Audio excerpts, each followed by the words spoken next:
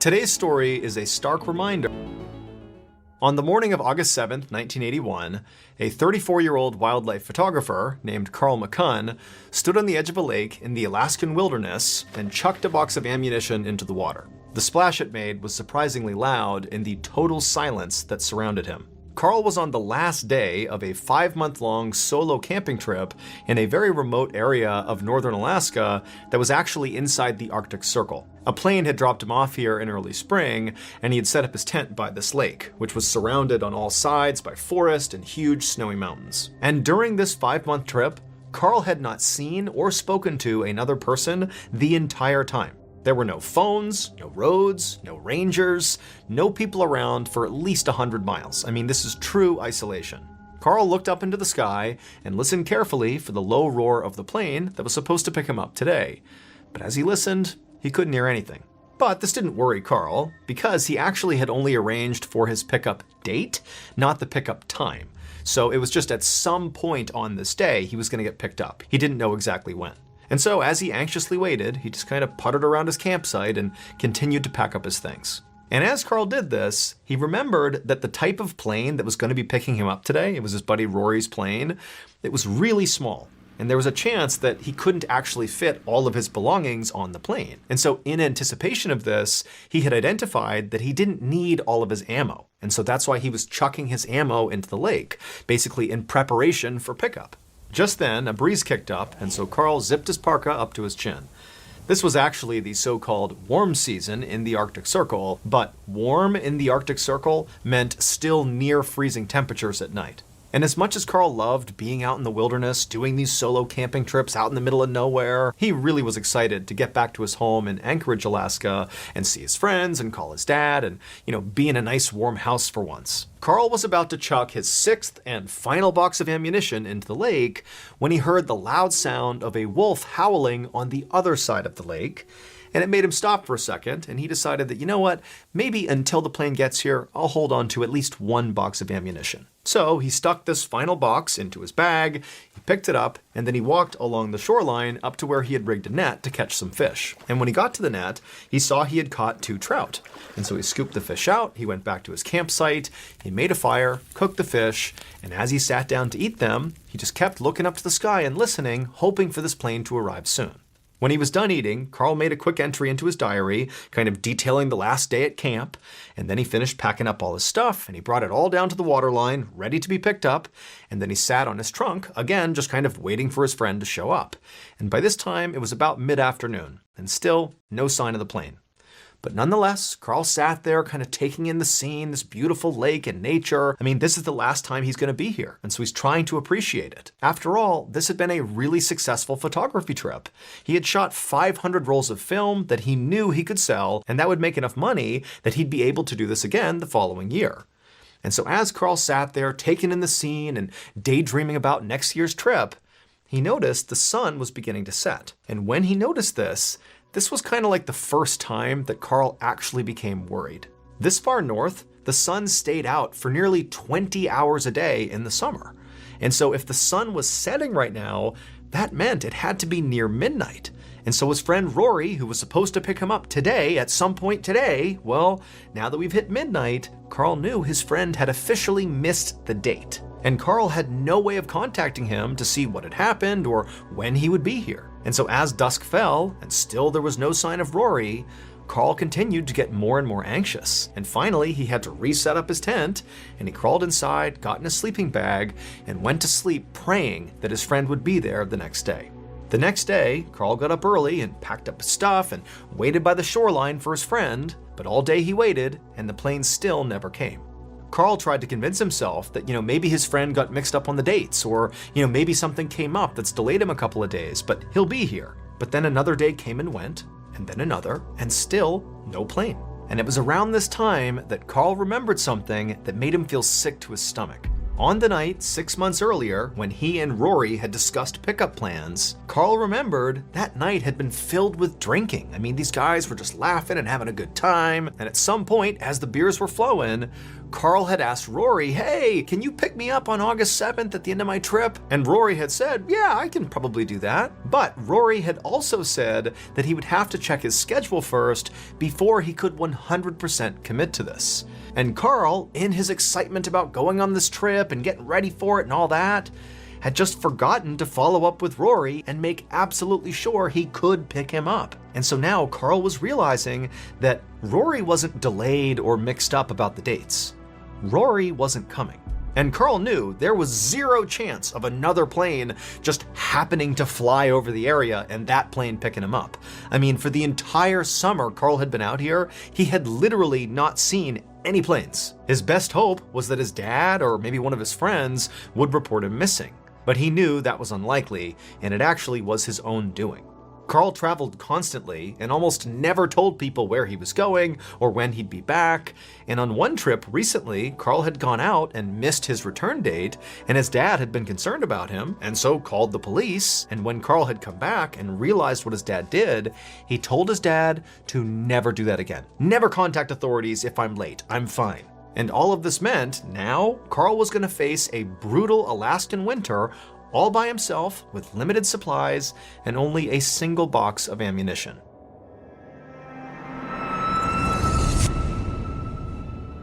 Hey, it's Mr. Ballin here, and I am so excited to tell you all about a brand new podcast from Ballin Studios called Redacted: Declassified Mysteries, hosted by the incredible Luke LaManna. From covert government experiments to bizarre assassination attempts, Redacted dives deep into the astonishing true stories of uncovered secrets, lies, and deception within the world's most powerful institutions. Governments and military services around the globe have always cloaked themselves in secrecy. But history shows that when you try too hard to hide something, it only makes people more curious.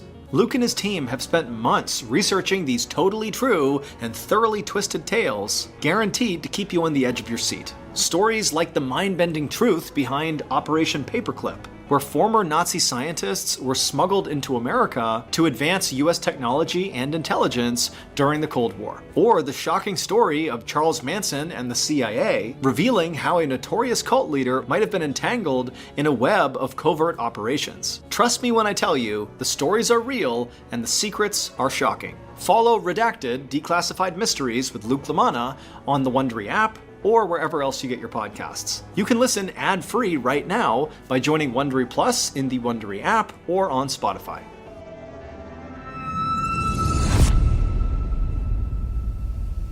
A few weeks later, at the end of August, Carl was still stuck out in the Alaskan wilderness. By now, Carl had fully accepted that Rory was not going to come pick him up, and Carl was doing his best not to fixate on his stupid mistake. He figured he had two choices. The first one was that he could just stay put and hope to be rescued. This was the conservative option. He knew how to get food and also firewood near his campsite, so he wouldn't starve to death and he wouldn't freeze. But this would only keep him alive. This would not actually get him rescued. The other choice was that Carl could pack up his campsite and attempt to basically hike out of here 75 miles to the nearest city, called Fort Yukon. Now, this could get him home, but with it came a much higher chance of death. If Carl did the hike, well, those 75 miles would be over extremely rough terrain with absolutely zero human-made trails. And so one little slip up and he could fall and get hurt or get lost. And also finding food was sort of a toss-up, and the weather at best would be brutal and at worst would be fatal. Plus, the entire region those 75 miles were in was absolutely teeming with wolves. Carl knew both of these choices were bad. But he was running out of time to make a decision. The brutal Arctic winter was fast approaching, and if Carl was going to attempt this horrible hike, he would really have to do it soon. And so as Carl thought about what he was going to do, he trudged his way over to one of his rabbit snares, and he was so happy to see he had caught a rabbit. And so he took the rabbit back to his camp and he cooked it over the fire. And as he's eating it, he's thinking, you know what, this isn't so bad. I caught food for now. I mean, this will keep me alive at least for a couple of days. You know, maybe I should just stay here. But deep down, he knew the staying put option was not a real option. I mean, even though, yes, by staying here, he could keep himself from starving. You know, he knew how to get food and all that. Well, he'd still be a sitting duck for all the predators in the area, and there were many. And remember, he only has one box of ammunition. But just then, Carl heard the most glorious sound, the distant whine of a small plane engine. At first, he thought he must be hearing things. Remember, he has not seen a plane at all since he got here. But sure enough, he looked up into the sky, and a second later, he saw a plane flying directly towards his camp, low and slow. Carl ran in his tent and grabbed the most brightly colored thing he could find, his sleeping bag, which was bright orange. He ran outside of his tent and began waving it back and forth to get the pilot's attention. Carl saw the plane belonged to the Alaska State Troopers, and so he figured his friends must have reported him missing, and now the police were out to rescue him. A moment later, the plane passed directly over Carl's camp, so low to the ground that Carl could actually see the pilot looking back at him. Carl looked right at the pilot's eyes, and when Carl was nearly certain he had just made eye contact with the pilot, he threw his fist up in the air in excitement and jumped up and down. He couldn't believe it. He was saved. The pilot was going to land and take him home. With a big grin on his face, Carl watched as this plane, sure enough, made a big U-turn. And then Carl watched the plane make another pass over the camp, low and slow, which Carl figured meant, the pilot was looking for a place to land. And so as the pilot was doing that, Carl rushed to his campsite and began packing everything up. And as he did, he's kind of keeping an eye out, watching the plane, looking for it to land. But it didn't. The plane just kept on flying straight away from Carl's campsite until it disappeared over the horizon. For the rest of the day, Carl just stared off into the distance, hoping for this plane to come back. But it didn't. Lying inside his tent that night, Carl couldn't sleep. He was so shaken up by what had happened that day. He didn't understand, he saw the pilot. The pilot seemed like they were looking back at him. Why didn't they land? Why didn't they stop? Carl told himself that, maybe the terrain was too rough and there was no way for the pilot to land. That was possible. And so perhaps this pilot was flying back and getting another plane, maybe a float plane to land on the water. Carl didn't know, but he felt like that could be a possibility, and it sort of made him feel a little bit better. But he still couldn't relax enough to sleep. And so, knowing he was just going to lay there all night, he sat up, turned on his flashlight, and began looking for something to read, just to occupy his mind. Now, at this point, Carl has been out in the wilderness all alone for months and months, and he's been stranded for weeks. He has read all of his books and all of his magazines like 1,000,000 times. He's even read his diary 12 times. He's read everything. And so as he was looking around his tent, he was looking for literally anything else to read. And suddenly, he found something. His hunting license. It was like the one thing he had not closely read. Not an exciting thing to read, but new. It was just a little paper certificate with some rules and regulations and safety tips about hunting. And so Carl just began reading the front, and he read it all the way down, and then he flipped it over and he continued reading, but then he saw something that made his heart practically stop. At first he thought maybe he misunderstood, but no, he read it over and over again, and it was very clear. And so Carl looked up in shock. He suddenly understood why that pilot had left him. For weeks, Carl stayed close to his camp, just hoping and praying that somehow, some way, that plane would still come back. But it never did. And by the time Carl had actually accepted this fact, that really the plane's not coming back, well, by that point, it was too late to try to hike out. So all he could do was stay put. However, the lake had frozen over, so he couldn't fish. His snares all sat empty because all the wolves and foxes got to his catches before he could. By October, Carl was getting really skinny. By November, Carl was genuinely starving. On November 26th, Thanksgiving Day, Carl laid inside of his tent and made a diary entry. There would be no Thanksgiving feast for him today. His food stores were totally gone, and the Arctic winter was getting so bad. In fact, his fingers and toes were turning black from frostbite, and he was sick all the time and constantly had chills. And as Carl wrote in his diary, he looked out the tent flap at his dying fire, knowing he had no more firewood. He knew he only had one choice left to make. He scratched a final sentence into his diary. He wrote, "They say it doesn't hurt."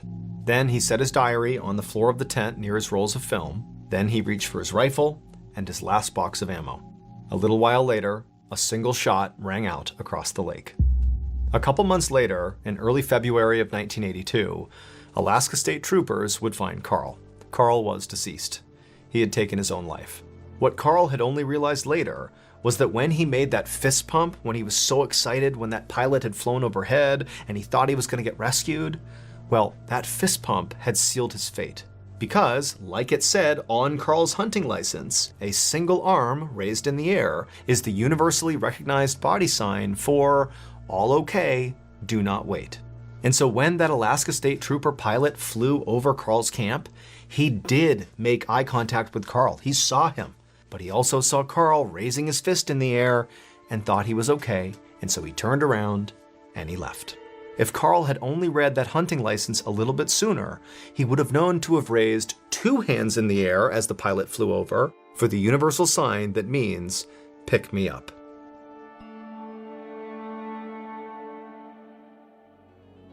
And now, here is a clip from the latest episode of Redacted. Enjoy. On May 2nd, 1945, a U.S. Army private stood guard at the base of a remote mountain in Austria. He was still riding high from the news he'd heard on the radio recently. German leader Adolf Hitler had committed suicide. The soldier knew it was just a matter of time until World War II was over and he could go back home to America. Just then, he noticed someone barreling down the mountain on a bicycle. The soldier realized it was a young man with blonde hair and civilian clothes, but he couldn't tell if the man was friend or foe. He pointed his gun at the man as he hurtled toward him. He wasn't about to risk anything in the last days of the war. He ordered the man to drop his bike and put up his hands. The man did as he was told. Then, in broken English, he said he was one of hundreds of scientists that worked for the Nazi regime who had gone into hiding because Nazi leadership had ordered them to be executed. The man said the Nazis would rather kill them than risk them being captured by the Allies and revealing their knowledge of Hitler's secret weapons. The man insisted the scientists wanted to surrender to the Americans. And not only that, they wanted to help the Americans by sharing with them the secrets of the Nazis' deadly new missile, the V-2 rocket. The soldier looked the man up and down, taking in his fancy gray leather overcoat. He was making a very bold claim, and the soldier couldn't tell if he was lying. He was a Nazi, after all. But if what the man said was true, it could potentially change the future of the world.